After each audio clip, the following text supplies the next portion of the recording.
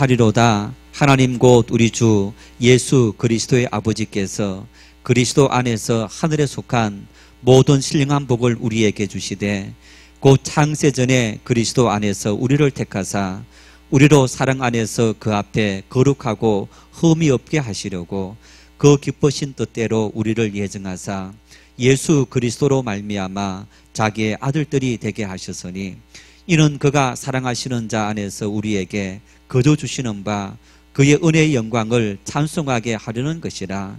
우리는 그리스도 안에서 그의 은혜의 풍성함을 따라 그의 피로 말미암아 속량 곧 제사함을 받았느니라.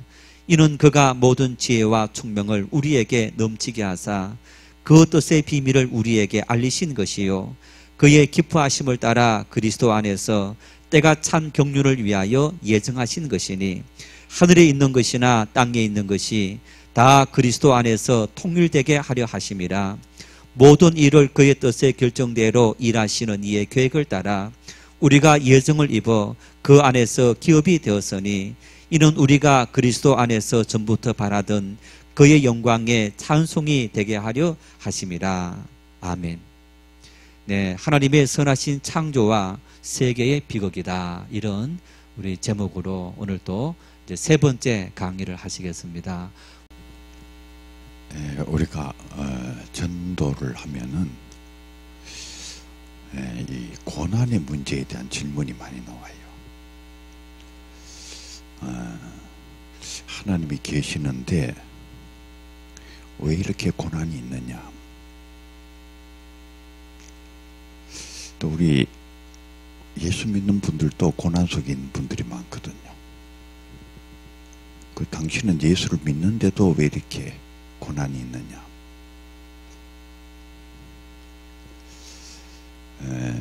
세월호 참사가 일어났을 때에 굉장히 심각한 신학적인 질문들이 여러 교회에서 일어났어요. 왜 하나님께서는 그 어린 아이들이 그렇게 뱃속에서 죽어가도록 그걸 왜 허락하셨을까? 하나님은 정말 사랑의 하나님이시고 우리를 구원하시는 하나님이신데 왜 하나님께서는 그 아이들이 그렇게 비참하게 죽어가도록 그걸 그냥 두고 계셨을까? 우리 장신대에서도 대자보가 하나 붙었어요. 그 세월호가 침몰하고 그 아이들이 죽어갈 때에 하나님 당신께서는 어디에 계셨습니까? 그 대자보 내용을 읽어보니까 간단치 않는 그 신학적인 질문을 거기에 제기를 했어요. 어떤 분은 또 세월호 참사를 우리에게 무슨 어떤 뜻을 알게 하려고 하는 뭔가 하나님의 계획이 그 속에 있어서 그런 일을 하셨다. 뭐 이런 비슷한 말씀을 하신 분도 계셨던 것 같고, 누가 세월호 참사를 일으켰을까요? 하나님께서 그 세월호 참사가 일어나도록 그 만드신 진짜 원인일까요? 우리는 이 세상에 있는 일들을 그냥 그대로 정말 막바로 하나님과 이렇게 연결시키는 그런 경향이 있어요. 우리의 삶 속에서 일어나는 여러 가지 일들을 그냥 그대로 이렇게 직접 하나님과 연결시켜서 어떻게 하나님이 이런 일을 행하시는가? 내게 어떻게 이런 정말 말도 안 되는 일이 일어나도록 하나님께서 이런 일이 일어나도록 하시는가?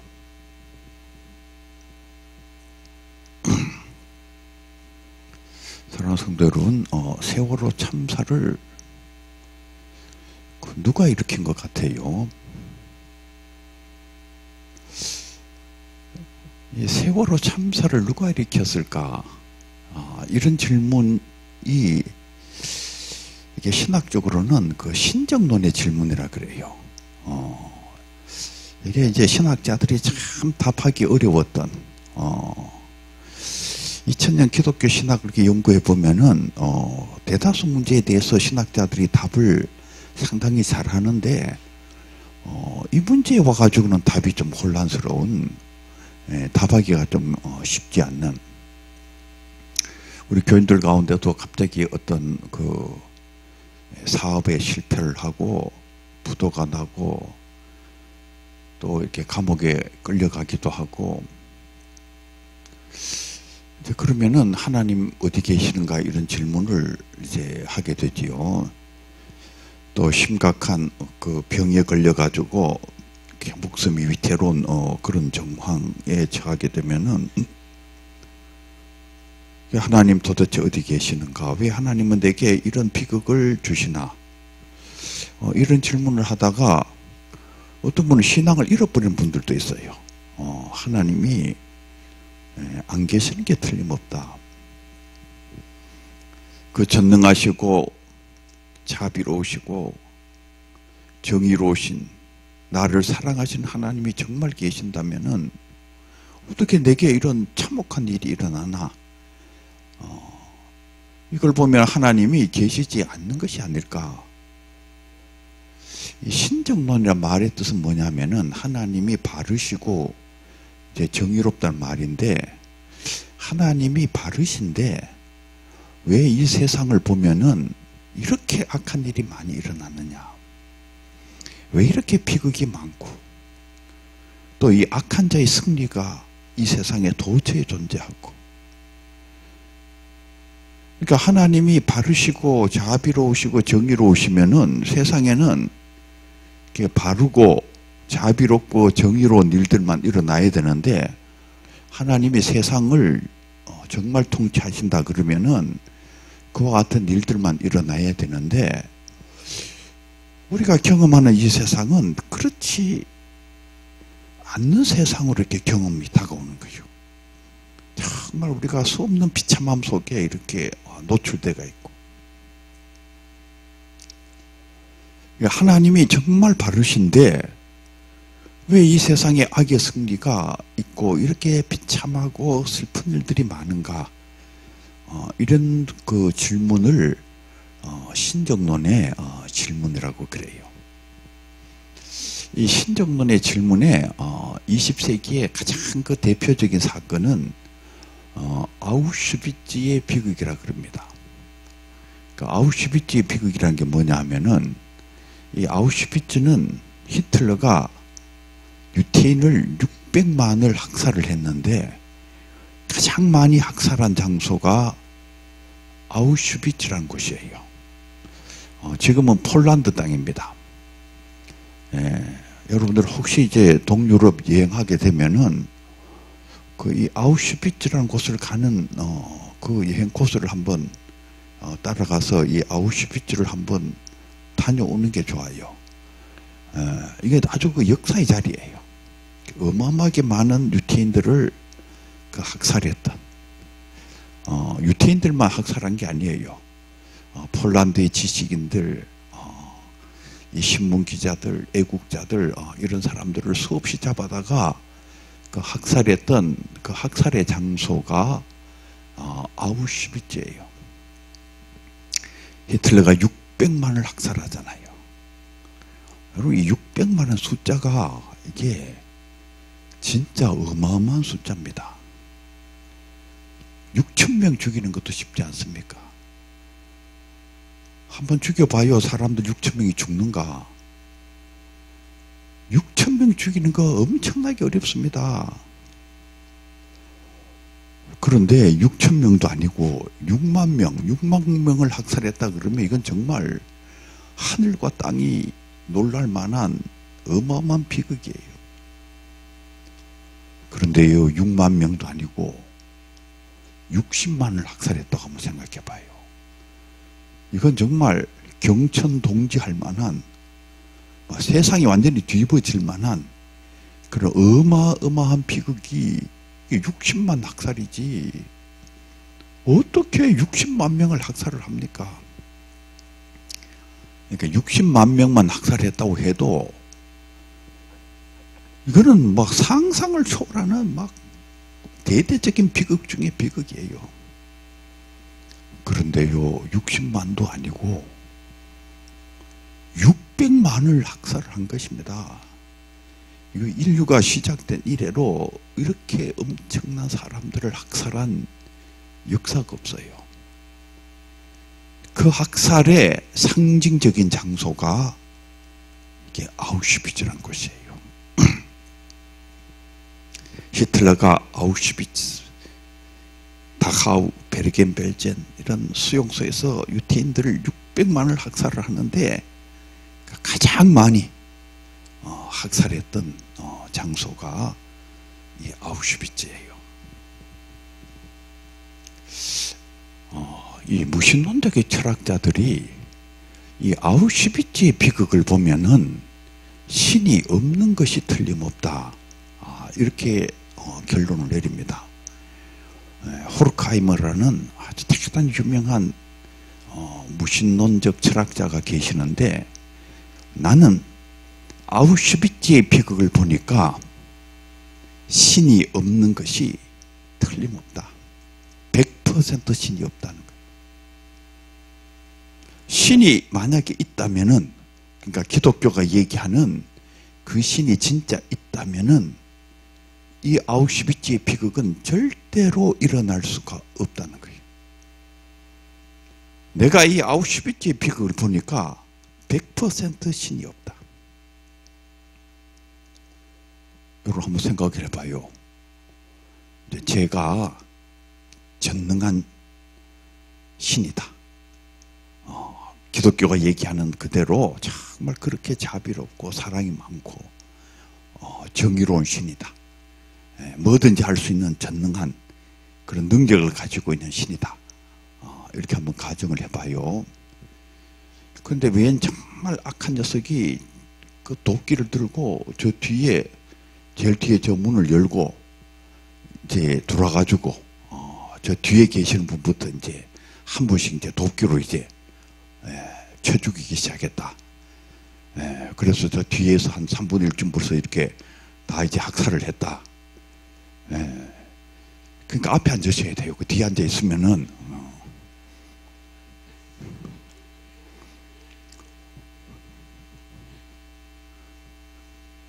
그래서 만약에 이제 그랬다고 우리가 가정을 했을 때에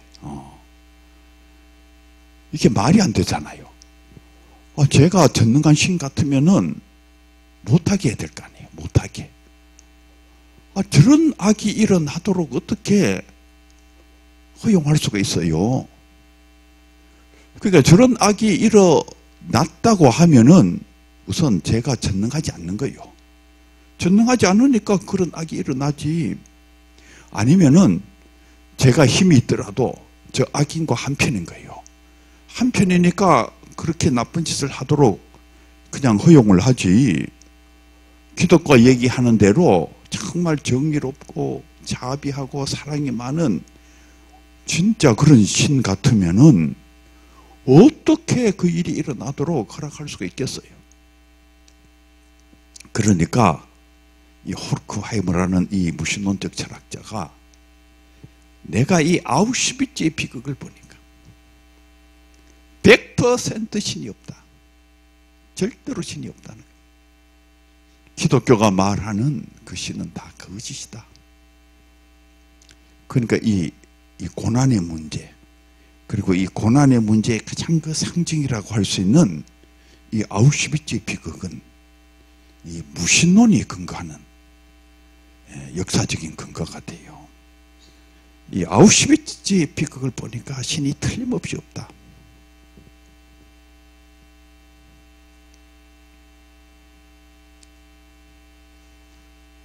정말 전능하신 하나님께서 세월호 참사가 일어나지 않게 만들어야지 어떻게 그런 일이 일어나도록 허용하고 있는가?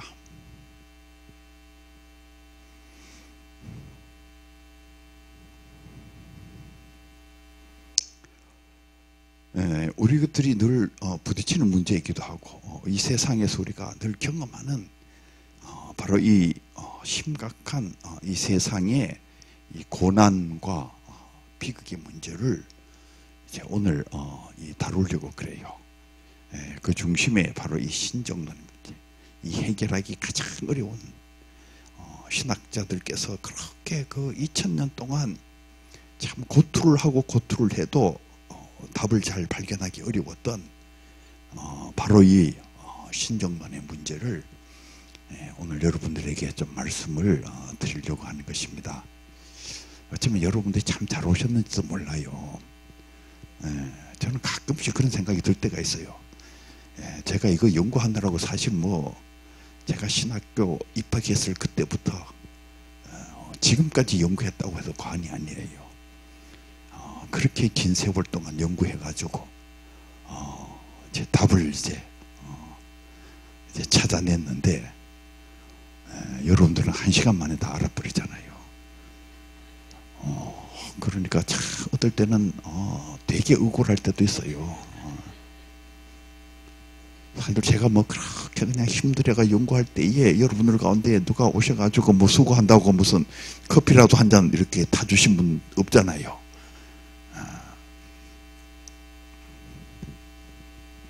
또 학생들한테 가르쳐 주면 학생들이 선생님한테 가서 선생님 참 고맙습니다 이렇게 인사를 해야 되는데 그 인사는 하나도 안 하고 전부 다 가가지고 가서 자기가 알아낸 것처럼 가서 그냥 폼 잡고 다 이제 이렇게 강의를 하고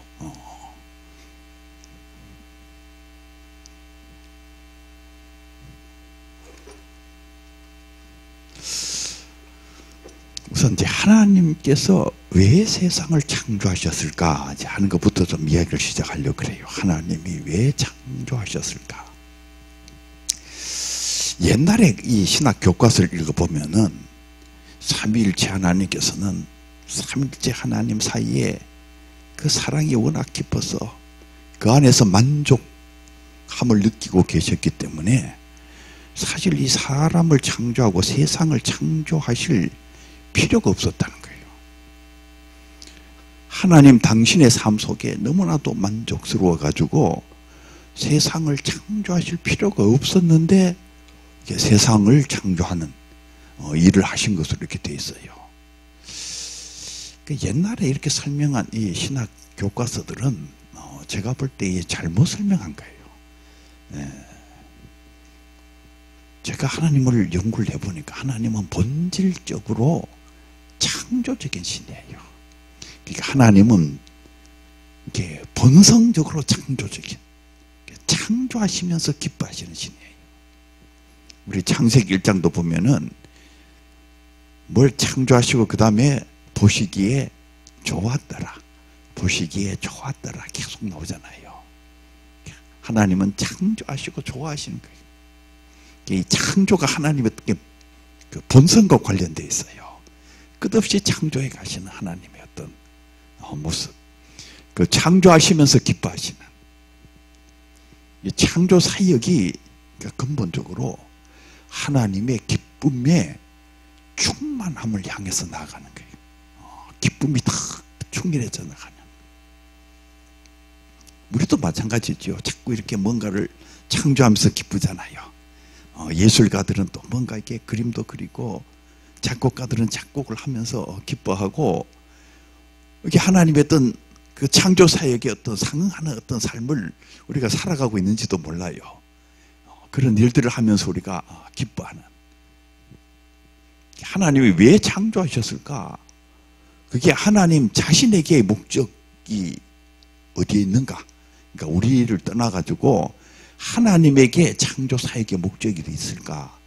하나님에게서의 창조 사역의 목적은 하나님의 기쁨의 그 충만함, 끝없이 더욱더 기쁨의 세계를 만들어 가시는 하나님의 사역, 그 사역 속에 이 세계의 창조가 있어요.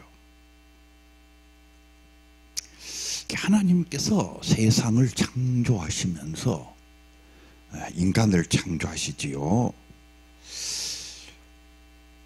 그런데 인간을 창조하시면서 인간에게 자유를 부여해요. 자유를 부여합니다. 저도 자유로운 존재고 여러분들도 자유로운 존재예요. 왜 하나님께서 우리에게 자유를 주셨을까? 그 이유는 하나님께서 자유의 신이어서 그래요. 하나님은 본성상 자유의 신입니다. 하나님께서는 억압을 좋아하시질 않아요. 이 구약의 출애굽의 역사부터 보면은 하나님이 해방의 신으로 등장하잖아요. 억압당하던 노예 생활하던 고통하고 있던 이 이스라엘 백성들을 하나님이 해방을 시키는 거예요. 그들에게 자유를 주는 거예요. 이 출애굽의 역사 속에 나타난 그 하나님의 모습이 그 자유와 해방의 신입니다. 하나님은 자유와 해방의 신이신데 사람들은 자꾸 자유를 억압합니다. 자유를 안 주려고 그래요. 식민지, 노예무역 이런 것들은 다 그 하나님의 본성과는 충돌되는, 하나님이 아주 싫어하는 식민지가 뭡니까? 힘 있는 나라가 힘 약한 나라를 강제로 지배하는 거잖아요. 자유를 빼앗는 거예요.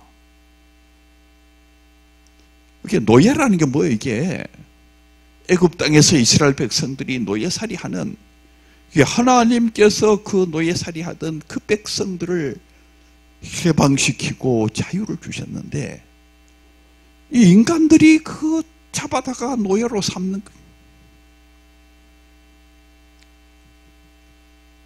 그 노예 무역도 또 서구 기독교 국가들이 열심히 했어요. 그러니까 이 기독교 국가들도 이렇게 정신 안 차리면은, 기도 안 하고 정신 안 차리고 자기 욕심에 물들면은 하나님 기뻐하시는 일을 하는 게 아니고 이게 마귀가 기뻐하는 일을 하는 거예요. 이 기독교 국가들이 행한 악한 일들이 많아요. 욕심이 잉태한 즉 죄를 낳고 죄가 장성한 즉 사망을 낳느니라. 우리의 욕심이 이게 자꾸 자라면은 이게 악의 역사를 만든다. 악의 역사.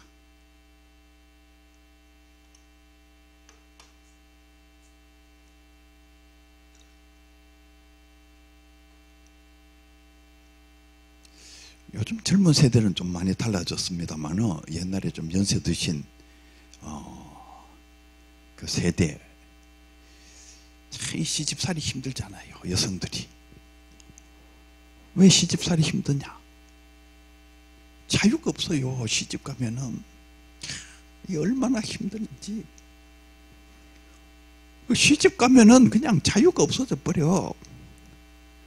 그래서 수많은 여성들이 지옥을 경험합니다. 자유가 없는 곳에는 그 지옥의 경험하는 거예요. 사실 우리 할머니들, 연세 많은 분들이 사실 시집살이 하시면서 지옥을 경험하면서 사셨어요. 그 힘들고 힘든 세월을 보낸 거죠.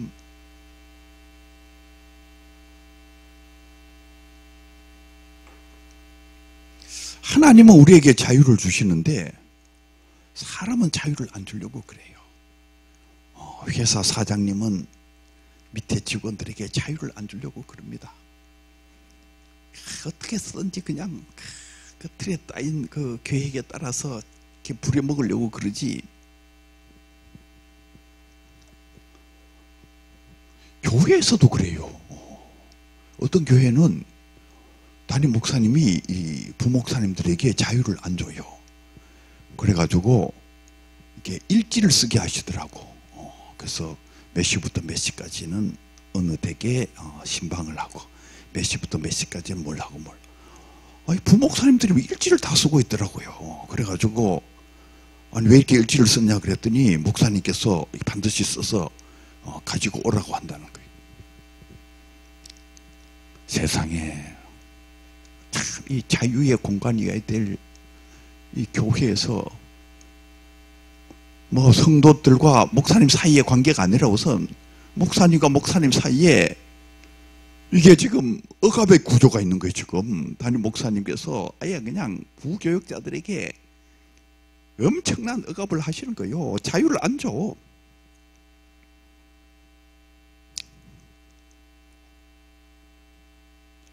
제가 담임 목사님께 여쭤봤어요. 왜 그 일지 같은 거 쓰게 합니까? 그 세상에 정말 누가 알까봐 겁나는데 왜 그런 걸 쓰게 합니까? 물었더니 하시는 말씀이 써야 된대. 왜 써야 되는 거 하니 이 부목사님들이 신방하다 어디 가서 사우나에 가서 주무신대요. 그렇기 때문에 정확하게 그걸 해야 된다는 거예요. 아니 세상에 부목사님들이 그냥 피곤해가 사우나에서 좀 주무시면 그냥 아이고 내가 일을 너무 많이 부려먹어 가지고 사우나에서 그냥 피곤해서 자는구나 이렇게 생각을 하면 되지. 그거 못하게 하려고 말이요. 그러니까 자유를 주면은 그 자유를 오용한다 그 말이에요. 사람들이 오용하기 때문에 그렇게 자유를 줄 수가 없다.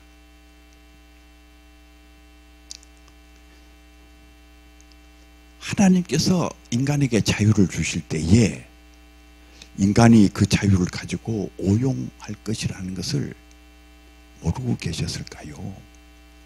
다 알고 계셨어요. 내가 자유를 주면은 내가 준 자유를 가지고 인간이 그걸 오용해 가지고 악을 행하고 범죄하고 하나님께 반역하고 어마어마한 악의 역사를 만든다는 것을 하나님께서 모르고 계셨을까요? 정확하게 알고 계셨어요. 다 알고 계셨어요. 그럼에도 불구하고 하나님께서 인간에게 자유를 주십니다. 내가 준 자유를 가지고 인간이 범죄하고 하나님께 반역하는 어마어마한 악의 역사, 그리고 엄청난 비극을 만드는 그 비극의 역사를 인간들이 만들 것을 하나님께서 다 아시고 절대로 모르신 게 아니에요. 그거를 전부 다 아시고 그럼에도 불구하고 하나님께서 인간에게 자유를 주십니다. 하나님이 자유의 신이시고 그 자유의 신은 하나님께서는 자유로운 인간을 창조하시는 거예요. 그리고 인간에게 자유를 주십니다. 그럼 어떻게 되는 것입니까? 인간이 그렇게 엄청나게 범죄하고 악의 역사를 만들고 비극의 역사를 만들면은 모조리 다 심판해가지고 지옥에 넣어야 되잖아요. 그래서 하나님께서는 천지를 창조하시고 인간을 창조하시면서 예수 그리스도를 예비하셨어요. 오늘 이 에베소서를 읽어보면은 예수 그리스도 안에서 우리를 창조하시고 예정하신 이야기가 여기 쭉 나와요. 예수님을 예정하시는 거예요. 예수님을 예정했다는 말이 무슨 말입니까? 당신의 아들을 버리실 것을 각오하시고 당신의 아들을 십자가에 버리실 것을 각오하시고 그 엄청난 고난과 그 엄청난 고통을 하나님께서 각오하시고 인간을 창조하시고 인간에게 자유를 부여하셨어요. 이 천지 창조와 인간의 창조를 생각할 때마다 이게 어마어마한 은총의 사건이에요. 이거 그냥 일반적인 사건이 아닙니다. 하나님 당신께서 그 엄청난 그 하나님의 그 어마어마한 고난, 그 어마어마한 위험한 그 세계를 하나님께서 각오하시고 인간을 창조하시고 인간에게 자유를 부여하십니다. 그래서 창조 자체가 엄청난 하나님의 은총의 사건이라는 것을 유념해야 돼요. 저는 하나님께서 인간을 창조하신 이 역사만 생각해도 감격이에요. 당신께서 그 엄청난 고난을 각오하시고 외아들 예수 그리스도를 버리실 것을 각오하시고 인간을 창조하시고 내게 자유를 주셨구나.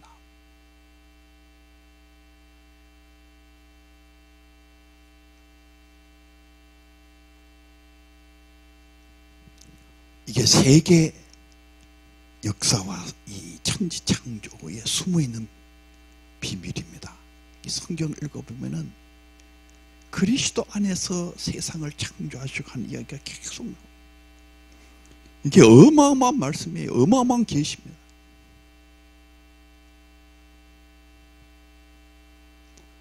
타락 전 예정설, 타락 후 예정설, 뭐 이런 그 교리가 있어요. 논쟁도 있고 싸움도 있고. 이게 뭐냐 하면은 인간이 타락하고 난 뒤에 하나님이 인간이 범죄를 했으니까 범죄한 인간을 살리기 위해서 예수님을 예정을 하셨느냐, 아니면은 인간이 타락하기 이전에 천지 창조 이전에 이미 하나님께서 예수님을 예정하시고 천지를 창조하셨느냐, 이 논쟁인데 그냥 상식적인 생각으로는 타락 후가 맞는 것 같아요.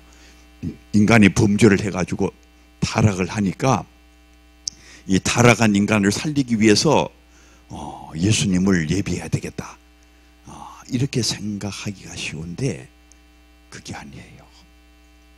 그 땜빵으로 예수님이 등장한 것이 아니고 천지 창조 이전에 하나님께서, 그러니까 타락이 일어나기 이전에, 그리고 천지가 창조되기 이전에, 인간이 창조되기 이전에 이미 예수 그리스도를 예비하신 거예요. 예수 그리스도를 예정하신 거예요. 이 예정의 사건이 이게 엄청난 사건입니다. 그래서 오늘 이 본문을 보면 계속 뭐 예정 나오잖아요. 이 어마어마한 사건이 천지 창조, 인류 창조 이전에 일어난 엄청난 사건이에요. 하나님이 왜 인간을 창조하셨을까? 오늘 이렇게 본문에도 잘 적혀 있어요. 12절에 보면은 이는 우리가 그리스도 안에서 전부터 바라던 그의 영광의 찬송이 되게 하려 하심이라. 이 영광의 찬송, 이거 대단히 중요한 말입니다. 하나님이 왜 인간을 창조했느냐? 하나님의 영광, 하나님의 은혜, 그 하나님의 사랑에 대해서 끝없이 감사하고 찬송하는 그런 존재가 되게 하기 위해서 하나님께서 사람을 창조하셨다, 그 말이에요. 그런데 이 길이 쉬운 길이 아니에요. 사실 이게 뭐 로봇을 만들어 가지고 이 주인을 찬송하게 만드는, 그럼 우리도 뭐 할 수가 있죠. 로봇 작동을 해 가지고 주인만 나타나면 이 로봇가 갑자기 나와 인사를 하는 거예요. 주인님 안녕, 나 주인님 좋아, 나 주인님 좋아, 나 주인님 사랑해. 그 로봇을 만들어 가지고 그렇게 작동해 가지고 주인만 나타나면 그렇게 하도록 만들어 놓으면은 기분이 좀 좋지요, 이제. 그런데 일주일만 지나면 재미가 하나도 없어져요. 그 집어가지고 그냥 창고에 집어 넣어버려. 이 기계는 진정한 이 사랑의 커뮤니케이션이 아니에요.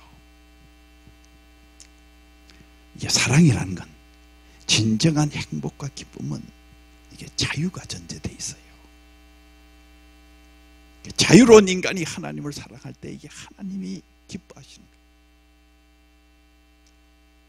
거예요. 남자와 여자가 사랑할 때에 사랑하는 여자가 자기를 향해서 웃어주면은 행복하잖아요.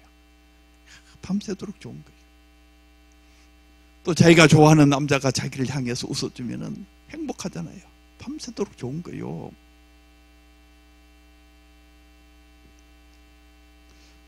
저는 하나님께서 인간의 감사를 원하신다. 옛날 신학교에서 공부할 때 처음에 잘 이해를 할 수가 없었어요. 아니, 하나님이 모든 것을 다 가지고 계신 분인데, 없는 게 없는, 정말 그렇게 모든 것을 다 가지고 계신 분인데, 인간이 뭐 이렇게 뭐 물건 조금 들고 와가지고 돈 좀 들고 와가지고 하나님 감사합니다 하는 거를 하나님이 왜 그렇게 기뻐하실까? 잘 이해가 안 됐어요. 잘 이해가 안 됐는데, 요새는 정말 이해가 잘 돼요. 하나님이 너무 기뻐하시겠구나. 하나님이 정말 환장할 정도로 기뻐하시겠구나. 그 느낌이 와요. 하나님이 그걸 원하시고 계시는 거예요.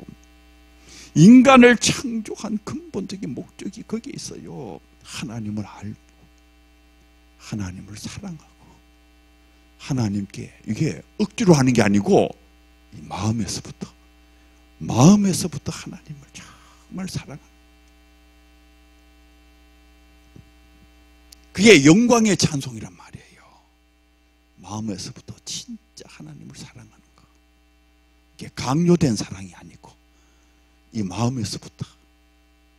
우리가 십자가를 보면은 감사하잖아요. 하나님이 저렇게 나를 사랑하셨구나. 이게 마음에서부터 이렇게 변화가 일어나는 거예요. 내가 이렇게 악을 행했는데 하나님께서 그 모든 악을 당신께서 짊어지시고 그 모든 악을 당신께서 대속하시고 그 고통을 당신께서 대신 짊어지시고 내게 이렇게 은혜를 베푸셨구나. 그 십자가를 보면 눈물이 나고 감사가 생기잖아요. 이 신약 성경 읽어보면은 가슴에 새긴 법, 이런 게 나와요. 이 가슴에 새긴 법이라는 것은 율법과 다른 거예요. 율법은 외부에서부터 강요하는 법입니다. 내가 이렇게 살아야 된다, 이렇게 살아야 된다. 이렇게 외적으로 강요되는 법.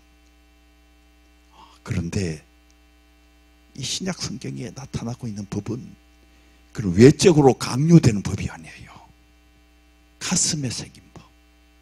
내 가슴에 새로운 법이 만들어져 있는 거예요. 하나님이 그냥 좋은 거예요. 그냥 감사하고 싶은 거예요.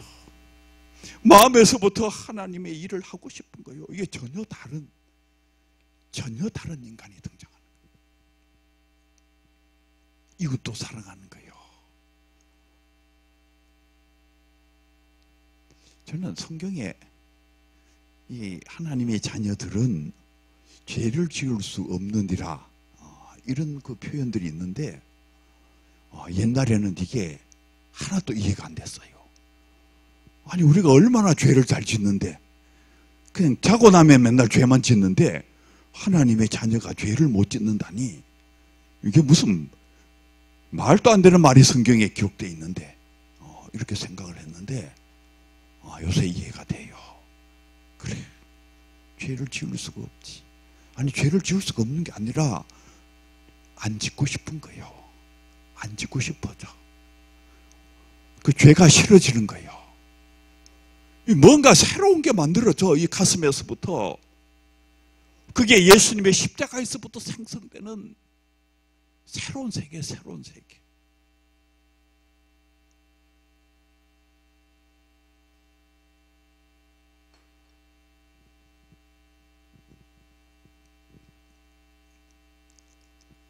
하나님께서 인간에게만 자유를 주신 게 아니에요. 모든 피조물에게 다 자유를 주셨어요. 자연도 자유를 가지고 있습니다. 이 나무 한 그루 똑같은 나무가 없어요. 전부 자유롭게 자랍니다. 그런데 놀라운 것은 그 자유롭게 자라는 그 자연이 엄청나게 아름다워요. 이 자유의 세계가 아름답습니다. 억압의 세계는 지옥이고 자유의 세계가 아름다워요. 이 세계 자연, 이 모든 것들이 다 자유롭게 자랍니다. 이 분자의 세계, 원자의 세계까지 들어가 봐도 이게 다 자유롭게 움직여요. 이 세계 전체가 자유의 세계, 자유의 세계.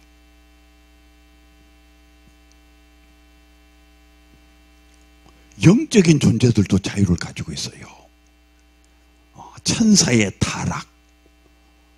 천사가 자유가 없다면 타락이라는 말 자체가 성립을 안 합니다. 그 천사들도 자유를 가지고 있는 거예요. 그러니까 모든 존재가 다 자유를 가지고 있어요. 왜 모든 존재가 다 자유를 가지고 있느냐? 하나님께서 자유의 신이기 때문에 그래요. 그 모든 세계 존재의 진짜 근원이신 하나님이 자유의 신입니다. 이 세계 역사는 누가 움직일까? 우리는 하나님이 역사의 주이다 이렇게 생각하기 때문에 이 세계 역사는 하나님이 움직인다. 우리 신앙적으로 그렇게 고백하는 분들이 많은데 물론 맞지요. 그런데 그렇게만 생각하면 역사를 정확하게 보는 건 아니에요. 하나님이 역사의 주인 것은 틀림없지. 그런데 그것만 생각하고 있으면은 바로 이 아우슈비츠의 비극 같은 것도 하나님과 함께 직접적으로 다 연결시켜버리고, 세월호 참사도 그냥 하나님과 직접적으로 연결시켜버리고, 이런 문제들이 거기에서 발생을 해요. 하나님께서 역사에 주이신 건 틀림없지요. 그런데 이 역사를 이끌어가는 다른 주체들이 있어요. 누가 역사를 이끌어가는가? 사람이 역사의 하나의 주체입니다. 사람이 역사를 만들고 있어요.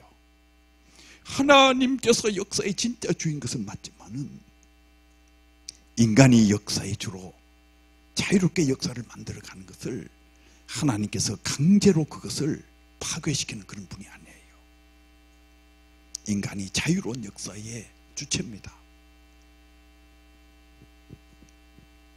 인간이 악을 만들지 엄청난 악을 만듭니다. 그 악은 누가 만들었느냐? 인간이 만들었어요. 자유를 가지고 있는 인간이 악을 행하는 거예요.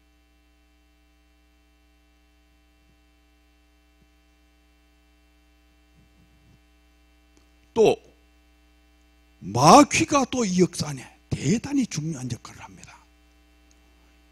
이 신약 성경을 열어보면은 신약 성경이 마귀에 관한 계시서라고 얘기해도 과언이 아닐 정도로 마귀에 관한 이야기가 굉장히 많아요. 이 역사 안에는 마귀의 활동이 있어 심각한 마귀의 활동이 있습니다. 악한 자가 저렇게 했구나. 예수님께서 그 악한 자는 마귀를 얘기하는 거거든. 악한 자가 악을 만드는 거예요. 심각한 악을 이 세상 속에서 만들어가고 있어요.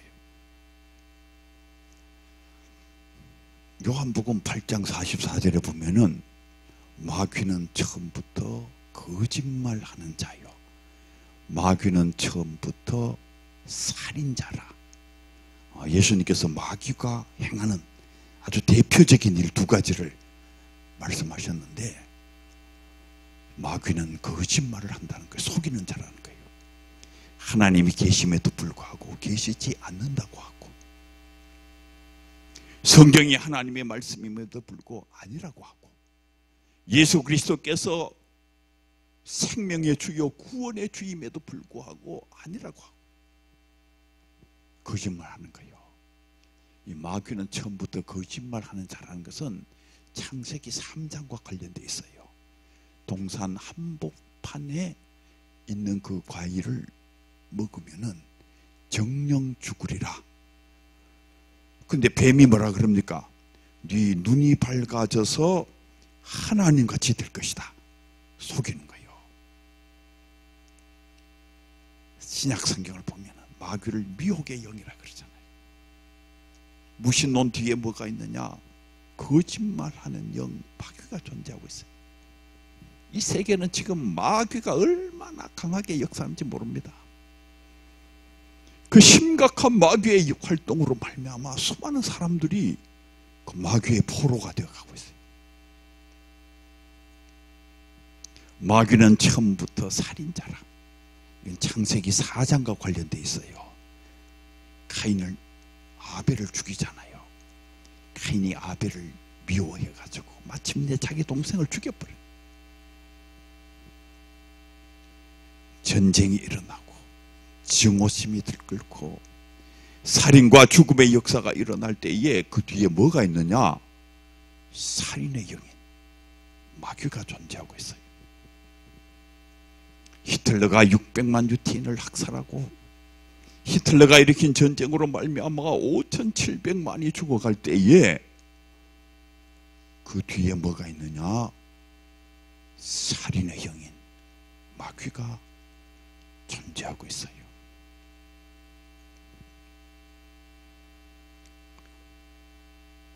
세월호 참사를 누가 일으켰느냐? 악한 자들이 일으켰지. 그 탐욕의 인간이 세월의 참사를 일으킨 것입니다. 그리고 그 뒤에는 뭐가 있느냐? 마귀가 존재하고 있는 거예요. 하나님께서 그 비참한 일들을 하나님께서 하셨겠어요? 하나님은 그런 일을 하신 분이 아니에요.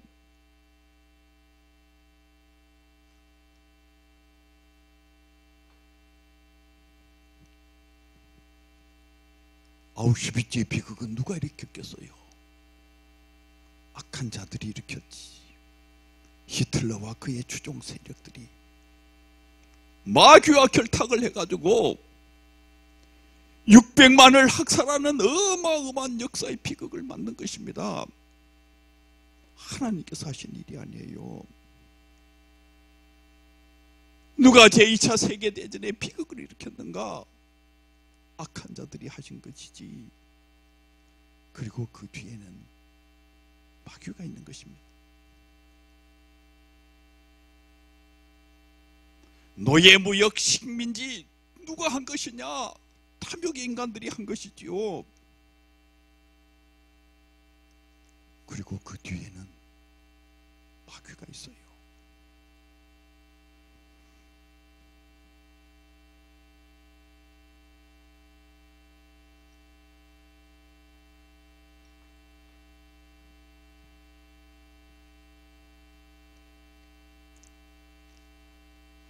저는 윌슨 대통령께서 민족 자결주의를 외치면서 식민지를 없애야 된다, 그 소리를 지를 때에 그 속에 성령의 음성이 들어있다 이렇게 생각해요.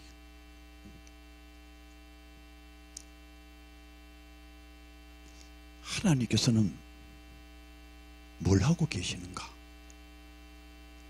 마르틴 루터 킹 목사님이 I have a dream 연설을 하잖아요. 나에게는 하나의 꿈이 있습니다. 저 조지아의 붉은 언덕 위에 옛 노예의 자손들과 노예주의자들의 자손들이 형제적 사랑으로 식탁을 함께하는 꿈입니다. 저 엘라베마의 흑인 아이들이 백인 아이들과 함께 손을 잡고 길을 걸을 수 있는 그날이 오는 것이 내가 꿈꾸는 세계입니다. 이 킹 목사님의 이 I have a dream 이 연설 속에도 저는 성령의 음성이 들어있다 이렇게 생각합니다. 여러분, 교회가 왜 여기 있는지 아세요? 이 어두운 역사 속에 성령의 일을 하기 위해서 교회가 있는 거예요.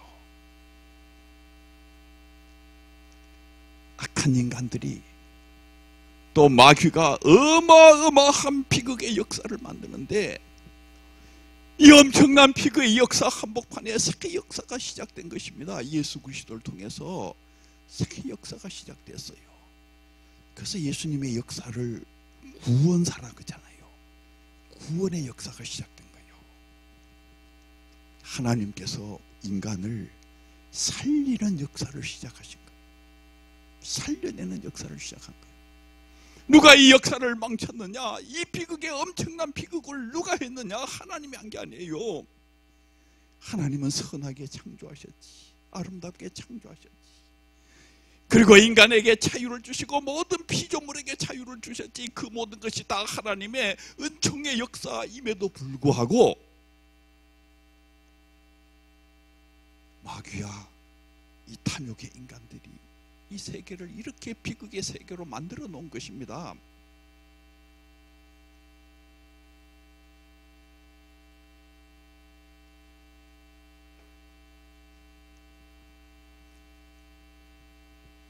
이 마귀는 자연 속에도 역사합니다. 저는 이 쓰나미, 일본에서 쓰나미 막 일어나고 막 이런 그 재난들이 일어날 때에 그 뒤에도 어떤 영적인 힘들이 있다, 이런 느낌이 늘 있어요. 하나님께서 이 우주 질서를 유지하고 계시죠. 그럼에도 불구하고 이 안에는 뭔가 어둡고 혼란스럽고 비극적인 어떤 것들이 내재하고 있어요.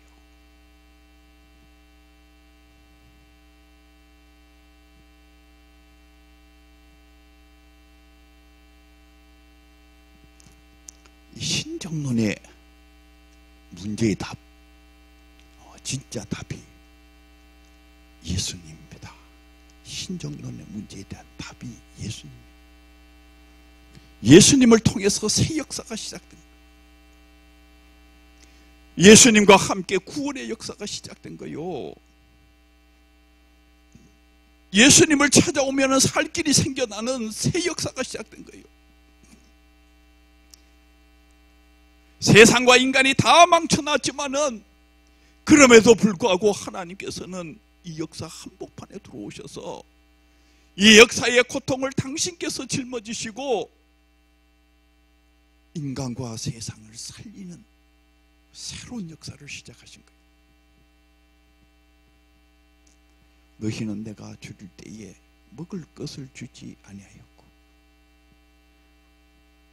목마를 때에 마시게 하지 아니하였고 옥에 갇혔을 때 병들었을 때 찾아봐 주지 아니하였느니라. 이 지극히 작은 자 하나에게 한 것이 곧 내게 하지 아니한 것이니라. 너희는 내가 줄일 때에 먹을 것을 주었고 목마를 때에 마시게 하였고 나그네 되었을 때에 영접하였고 옥에 갇혔을 때에 병들었을 때에 찾아봐 주었느니라.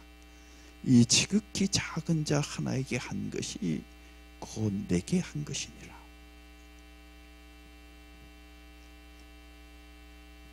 우리 주님이 어디에 계시는가? 이 지극히 작은 자 속에 있어요.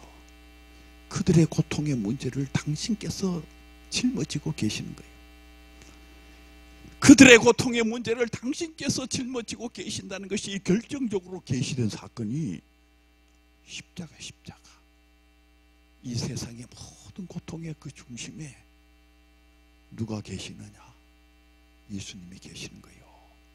그 모든 고통을 당신께서 짊어지고 있다는 그 상징이 예수 그리스도의 십자가입니다.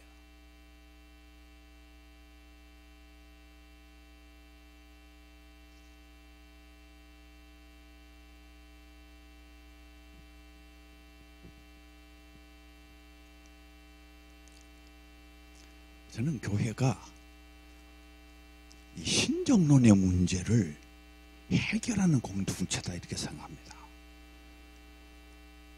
이 고난의 문제를 해결하는 그 중심이 바로 교회예요. 이 세상을 살려내는 인재가 어디서부터 나오느냐? 이 교회에서부터 나오는 거예요. 성령께서 지금 누구를 찾으시느냐? 윌슨과 같은, 마르틴 루터 킹 목사님과 같은 인재들을 찾고 계시는 거예요. 이 세상을 살려낼 인재를 주님께서 찾고 계시는 거예요. 그들과 더불어 하나님의 나라를 세워나가려고 하는 거예요.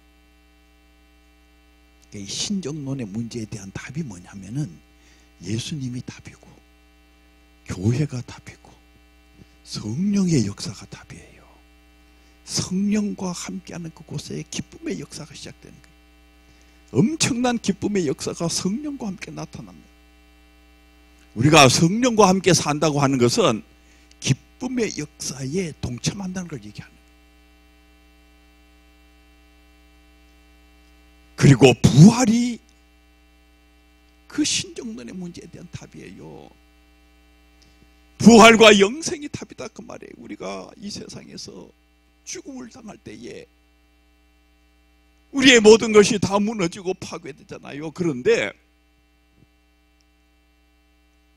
부활과 영생이 거기에 기다리고 있는 거예요.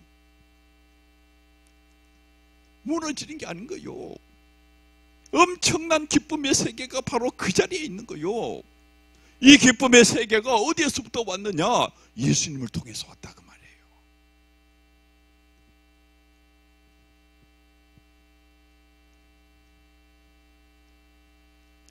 많은 그 철학자들이나 뭐 인생을 관조하는 분들이 인간의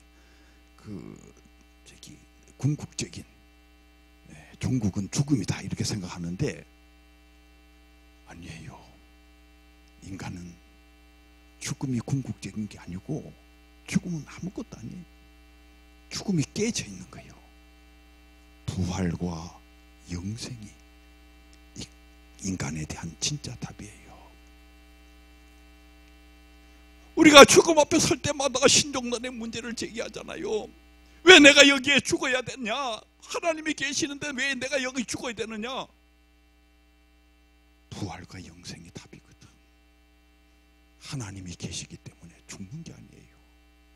우리는 다시 살고 부활하고 영원히 사는 거예요.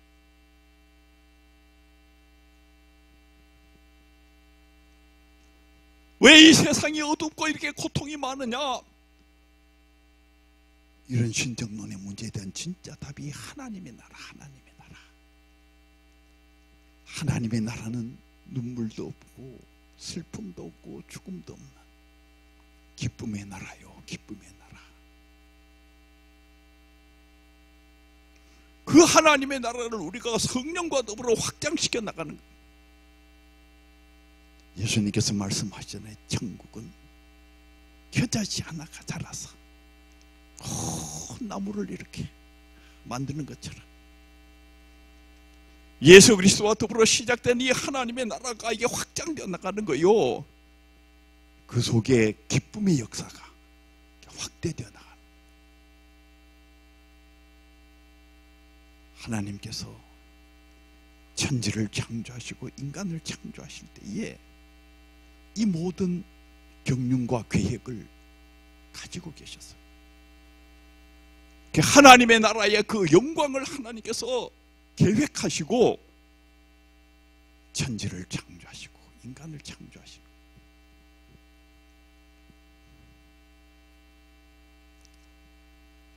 이 요한계시록이나 이 마지막 날에 대한 비전들을 이렇게 보면은 그냥 모든 피조물 사람뿐만 아니에요. 천군 천사 뭐 사람 전부 다 하나님을 향해서 막 찬양하고 천국에 가면은 다들 그냥 성가대만 있고 찬양대만 있는 거 그런 개념은 아니고 마음에서부터 전부 다 이렇게 하나님을 찬양하는 거예요. 왜냐하면 생각해도 하나님의 은혜밖에 없는 거거든. 뭐 우리가 이 세상에 살면서 우리가 짧은 생에 살지만은 우리가 하는 짓이 뭡니까? 다 나쁜 짓만 하고 좋지 않는 짓만 하고 있는데, 그런데 우리가 천국까지 와가지고 생각해봐요. 한번 이 마음에서부터 하나님을 찬양할 수밖에 없지. 세상에 살 때도 하나님께서 때를 따라서 은혜를 베푸시고 위험할 때 구원해 주시고 생각할수록 전부 다 고맙지요. 그러니까 영광의 찬송이 되는 거예요. 영광의 찬송.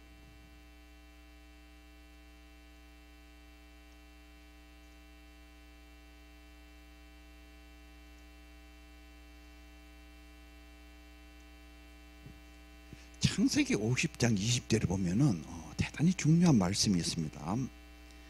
창세기 50장은 이제 형들에게 배신을 당하고 형들이 팔아먹었던 요셉이 애굽 땅에서 엄청난 고생을 하고 난 뒤에 마침내 애굽 땅의 총리 대신이 되잖아요. 그리고 그 가뭄의 그 비극을 극복하고 그 민족을 구원하고. 그런데 그때 이제 그 형들이 이제 앞에 찾아온 거지요. 그래가지고 이제 목숨을 애걸하는 이제 바로 그 장면입니다. 그 형들이 꿇어 엎드려서 목숨을 애걸할 때에 요셉이 지금 그 형들에게 하는 대단히 중요한 말이 창세기 50장 20절에 기록이 되어 있어요. 거기 보면 이렇게 되어 있어요.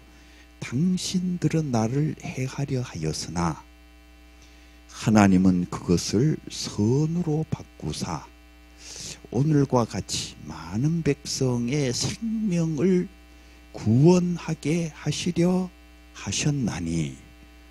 여기 굉장히 짧은 말인데 엄청나게 중요한 말이 여기 압축이 되어 있어요. 당신들은 나를 해하려 하였다. 악한 일을 했다 그 말이에요. 형님들은 악을 행했다. 사실 우리도 그렇죠. 우리도 악을 행하는 거예요. 수많은 사람들이 악을 행하는 거예요. 그런데 하나님은 뭘 하셨느냐 하면은 하나님은 그것을 선으로 바꾸었다. 그걸 선으로 바꾸었다. 그러니까 우리는 악을 행하고 사람들은 악을 행하는데 나쁜 짓을 하고 있는 것이지, 지 욕심이나 부리고 그냥 온갖 이기적인 일을 하고 정말 악한 일들을 사람들이 계속하고 있는데 하나님은 뭘 하고 계시느냐 하니까 하나님은 그것을 선으로 바꾸고 계셔요. 선으로 바꾸사 오늘과 같이 많은 백성의 생명을 구원하는, 사람을 살리고 세상을 살리는 엄청난 일을 하나님이 하고 계신다 그 말이에요.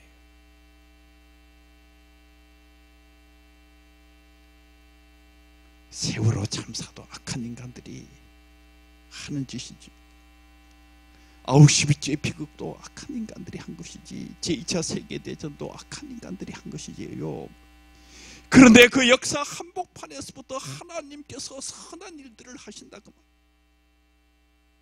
세상을 살려내는 어마어마한 일들을 그 역사 한복판에서 하나님이 하고 계신다 그 말.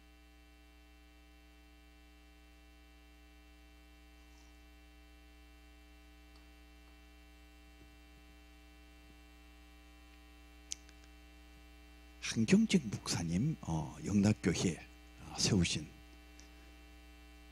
영락교회 상징이고 어떻게 보면은 한국 교회의 상징이에요. 저는 요즘 시대에 참 한경직 목사님은 정말 위대하다. 이 한국에 많은 대형 교회가 있지만은 대형 교회 목사님들하고 한경직 목사님하고는, 한경직 목사님도 대형 교회 목사님이셨지요. 그런데 아주 차원이 다른 게 있어요. 그러니까 교회를 크게 만드는 선에 그냥 머물러 있는 한국의 많은 대형교회 목사님은, 근데 한경직 목사님은 그것보다도 훨씬 더 높은 차원의 어떤, 한 목사님에게 욕심이 없으세요.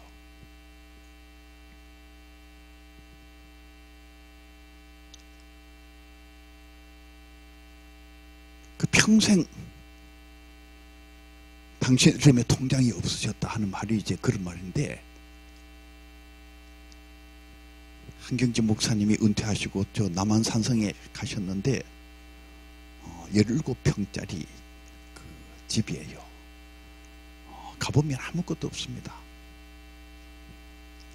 그렇게 유명한 목사님이신데 가보면 아무것도 없어요. 거기에 계시다가 주님 앞에 가셨는데, 생각할수록 한경직 목사님은 위대한 점을 가지고 계세요.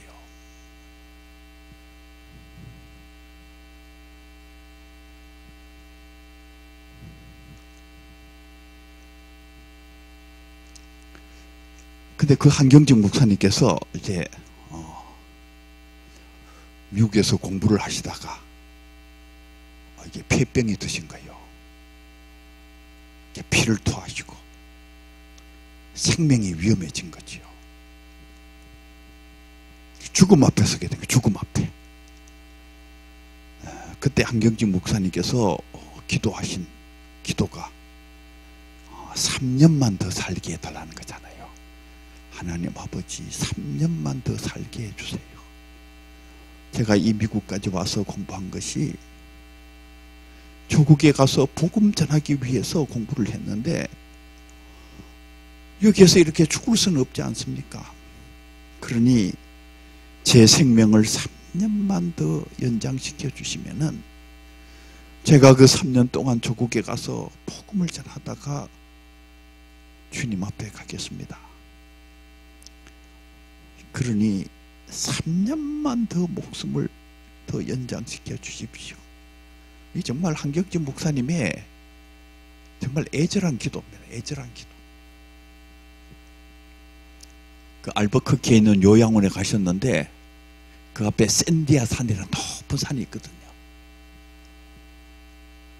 그 한경직 목사님께서 그 샌디아 산을 늘 바라보시면서 암송하신 성경 귀들이 내가 눈을 들어 산을 보니 나의 도움이 어디서 올고 나의 도움이 천지를 지으신 여호와에게서로다. 내가 눈을 들어 산을 보니 나의 도움이 어디서 올고 나의 도움이 천지를 지으신 여호와에게서로다. 저는 이 한경직 목사님의 생애를 이렇게 연구를 하면서 이 자리에 오면 꼭 그런 생각이 들어요. 위대한 영락교회가 시작되는 자리가 바로 여기구나. 위대한 영락교회는 바로 여기에서부터 시작됐구나. 이 생각을 지울 수가 없어요. 내가 눈을 들어 산을 보니 나의 도움이 어디서 올고 나의 도움이 천지를 지으신 여호와에게서로다. 위대한 영락교회가 여기에서 시작되는구나. 여러분, 영락교회가 어떤 교회입니까? 이게 북에서 내려온 사람들의 교회잖아요. 이 캄캄한 땅, 어두운 땅, 이게 절망의 땅이에요. 아무것도 없이 맨주먹으로 살아가는 그 피난민들의 교회입니다. 하루에도 몇 번씩 죽고 싶고 그냥 자살하고 싶고 그 피난민들을 이끌고 가야 되는 영혼의 목자가 과연 어떤 분이어야지 그 피난민들을 이끌고 갈 수 있겠어요? 그때 상황을 잘 설명해 주는 말이, 이제 영락교회가 좀 부흥은 되고 있는데 이제 다른 교회들은 이제 예배당을 짓는데 한경직 목사님께서 예배당을 안 짓고 계시는 거예요. 그래 교회 장로님들이 답답하니까 한 목사님을 찾아왔어요. 한 목사님, 다른 교회는 다 예배당을 짓는데 왜 우리 교회는 예배당을 안 짓습니까? 한경직 목사님께서 하신 말씀이 차차 짓지요. 차차 짓지요. 지금 예배당 짓는 것보다도 더 급한 일들이 지금 너무 많다 그 말이에요. 이 피난민들 지금 생존의 경계선 상에서 지금 이 위급한 이 피난민들의 문제가 지금 더 급하다 그 말이에요. 그러니까 예배당 짓는 것보다도 더 급한 일이 있기 때문에 지금 예배당 지을 수가 없고 그 사람들을 살리는 일들을 해야 된다.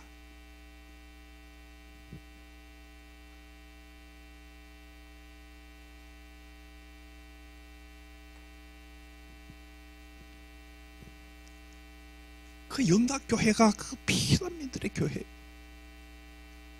이 캄캄하고 어둡고 절망 속에서 살아가는 이 피난민들을 이끌어 가야 되는 그 영혼의 목자. 저는 이 알버커키에서 죽음 앞에 서서 한경직 목사님께서 죽은 자를 다시 살려내시는 위대한 하나님을 거기에서 발견했다 이렇게 생각합니다. 그리고 거기에서부터 완전히 다른 한경직이 등장을 했어요. 욕심을 버리고, 한경직 목사님 늘 욕심을 버린 이야기가 나올 때에 내가 그때 욕심을 다 버렸습니다. 늘 그렇게 말씀을 해요. 내가 그때 욕심을 다 버렸습니다.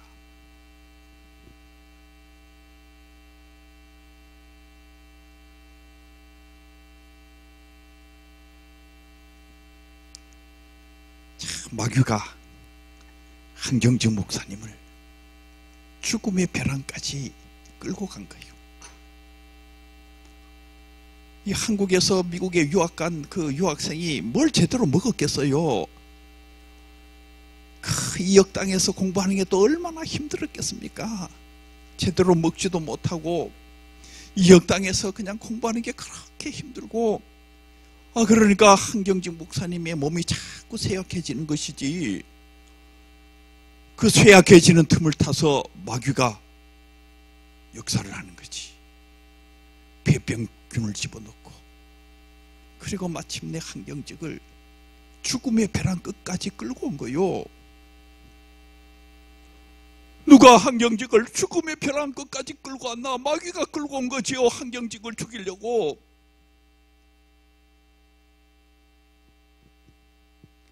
그런데 하나님은 그것을 선으로 바꾸사, 하나님께서는 어떤 일을 하시는가 하면 그걸 선으로 바꾸시는 거예요.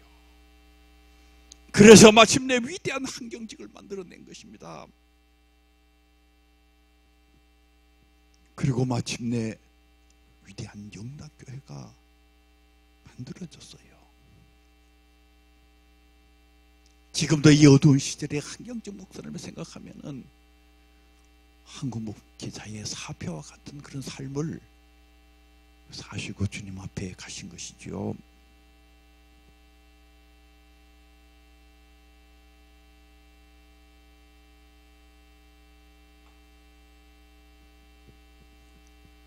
그래서 제가 그 총장으로 있는 동안 4년 동안 학생들이 한경직 목사님을 제대로 알았으면 좋겠다는 생각이 들어서 우리 신학대학원 1학년에 입학을 하면은 첫 시간에 그 한경직 목사님 그 특강을 했어요.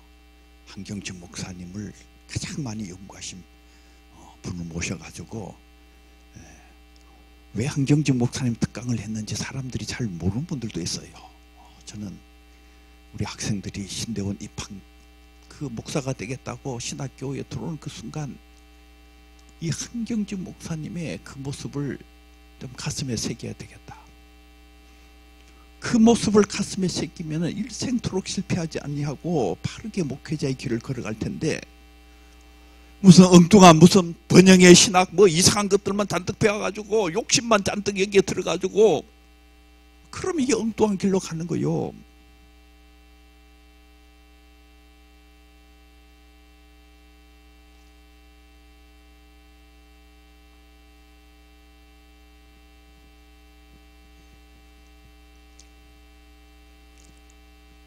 넬슨 만델라 전 남아프리카 공화국 대통령께서는 참 흑인으로서는 위대한 분이었어요.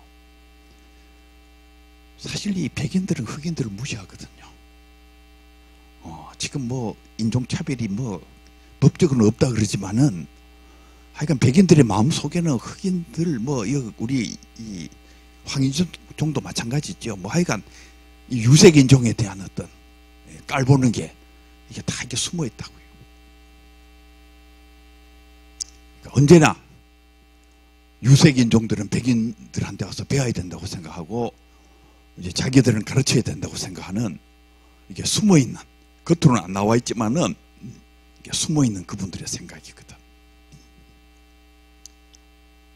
그런데 그 백인들이 이 넬슨 만델라 앞에만 가면은 이게 고개가 숙여지는 거예요.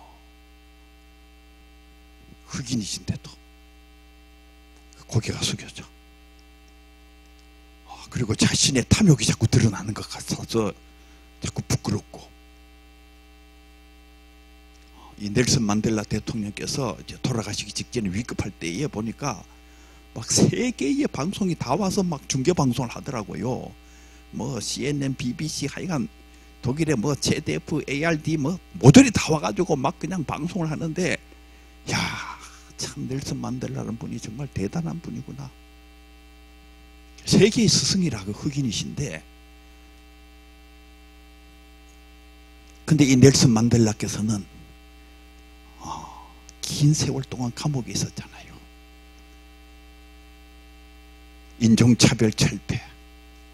남아프리카 공화국이 정말 얼마나 인종차별이 심했던 나라입니까? 그 인종차별 철폐를 위해서 그 어두운 역사 속에 들어가셨는데,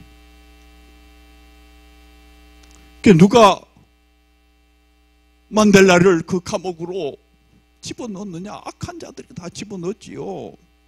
그 탐욕의 인간들이 넬슨 만델라를 잡아서 감옥에 집어넣고 또 죽이려고도 했지. 그런데 누가 살려냈느냐?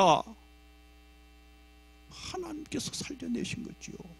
그 악한 역사를 마침내 극복해서 남아프리카 공화국의 새 역사를 만드는 거예요. 위대한 새 역사가 만들어진 것입니다.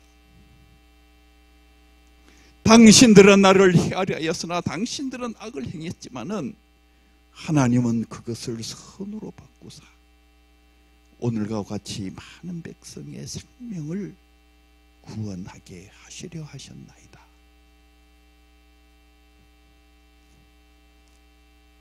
고난의 한복판에 우리 주님이 계세요. 그리고 주님께서 여러분들을 살려내시고 이 어두운 역사를 살려내시고 세계를 살려내십니다. 여러분들 이 기쁨의 역사를 만드시는 성령의 역사에 동참하시는 진정한 성령의 일꾼들, 그리고 이 정인교회가 21세기 이 성령의 역사에 주역이 되는 그런 귀한 교회가 되기를 바랍니다.